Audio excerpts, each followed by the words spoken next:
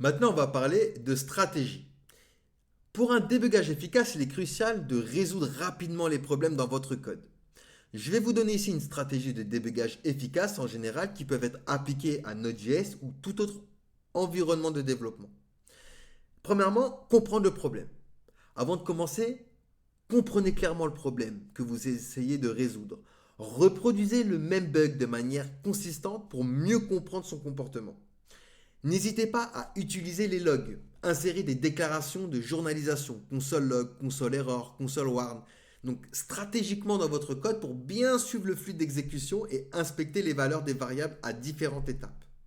Utilisez les breakpoints. Utilisez les points d'arrêt dans votre code pour arrêter l'exécution à des endroits spécifiques et ça va vous permettre d'inspecter l'état du programme à un moment donné. Faites des étapes simples. Divisez le problème en étapes simples et testez chaque composant individuellement. Assurez-vous que chaque partie fonctionne correctement avant de passer à la suivante. Faites de la recherche dans la documentation. Consultez la documentation de langage, de bibliothèque, de framework, de librairie que vous utilisez. Il est possible que le problème que vous avez ait déjà été résolu par quelqu'un d'autre.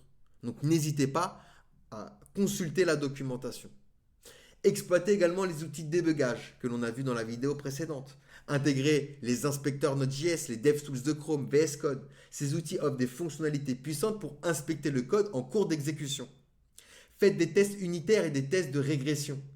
Écrivez des tests unitaires pour isoler des parties spécifiques dans votre code et les tests de régression vont vous permettre d'identifier rapidement si les modifications ultérieures introduisent de nouveaux problèmes.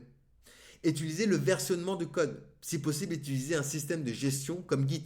Ça vous permet de revenir à des versions précédentes de votre code pour identifier quand le bug a été introduit.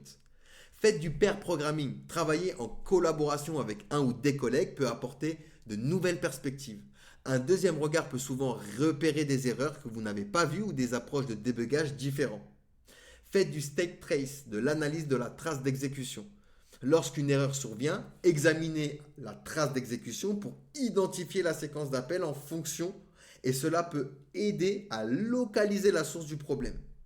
Utilisez également l'approche qu'on appelle le rubber duck. Expliquez le problème à quelqu'un d'autre ou même à un objet inanimé comme un canard ou un caoutchouc. Le simple fait d'exprimer le problème peut souvent vous aider à comprendre la solution. Et mettez en place un environnement de débugage isolé. Si possible, reproduisez le problème dans un environnement de développement isolé pour éviter toute interférence avec d'autres parties du système. En combinaison de tout ça, cette stratégie va vous permettre de développer des compétences de débugage efficaces qui vous permettront de résoudre les problèmes de manière beaucoup plus rapide et systématique. Imaginez un site comme Cdiscount ou Amazon, un arrêt de leur site de 10 minutes, c'est de la perte d'argent. Donc les développeurs ont très peu de temps pour remettre le site en place. Et on va utiliser ces stratégies pour trouver et identifier le problème très rapidement et apporter une solution.